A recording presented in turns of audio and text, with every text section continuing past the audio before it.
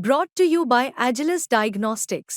Health test की बात आती है तो मैं भरोसा करता हूँ India largest diagnostics company Agilus Diagnostics. खुद को टेस्ट करते रहो।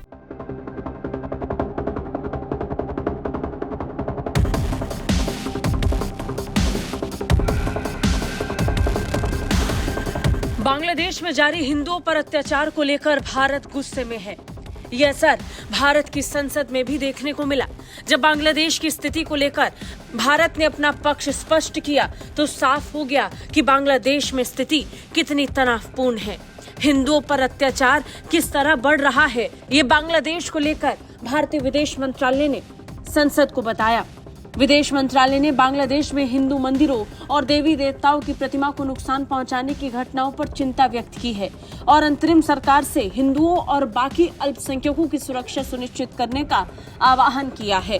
बता दें, संसद में विदेश मंत्रालय का ये बयान बांग्लादेश में एक हिंदू नेता की गिरफ्तारी और कट्टरपंथी इस्लामी संगठनों द्वारा इस्कॉन और बाकी मंदिरों को निशाना बनाए जाने को लेकर फिर से पैदा हुई अशांति के बीच आया है।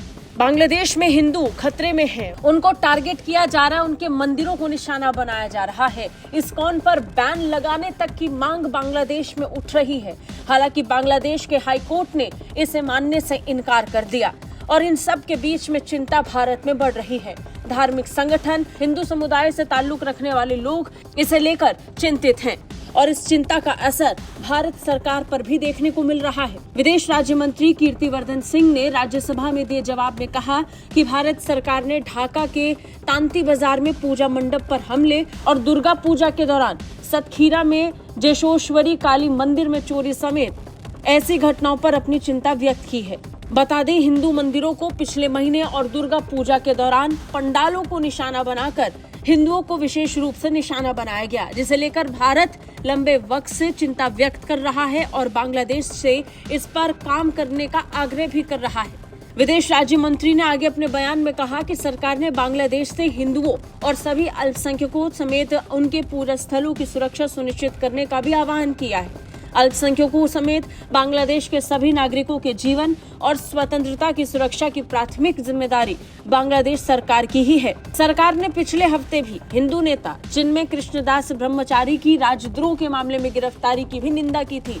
भारत ने इसका विरोध किया था और चिन्मय दास को लेकर इस्कॉन मंदिरों को निशाना बनाने को लेकर बांग्लादेश सरकार की निंदा की, जिस पर बांग्लादेश सरकार ने जवाब देते हुए कहा कि भारत को बांग्लादेश के आंतरिक मामलों में पड़ना नहीं चाहिए, लेकिन बांग्लादेश भारत का पड़ोसी मुल्क है। बांग्लादेश के अस्तित्व से लेकर आज तक भारत बांग्लादेश का एक मजबूत साझेदार रहा है। आज की तारीख में सरकार बदलने और मोहम्मद यूनुस के आने के बाद तस्वीर बदल गई है। हैरानी की बात यह है कि वो मोहम्मद यूनुस है जिसे पश्चिमी देशों द्वारा नोबेल पीस प्राइज अवार्ड दिया गया, लेकिन नोबेल पीस प्राइज विजेता मोहम्मद यूनुस अल्पसंख्यकों पर हो रही हिंसा को लेकर आंख कान मुंह सब बंद करके बैठे हैं। उन्हें ये दिखाई नहीं पड़ रहा, उल्टा वो दुनिया में जाकर अल्पसंख्यकों पर ज्ञान बांट रहे हैं। ब्यूरो रिपोर्ट, भारत तक।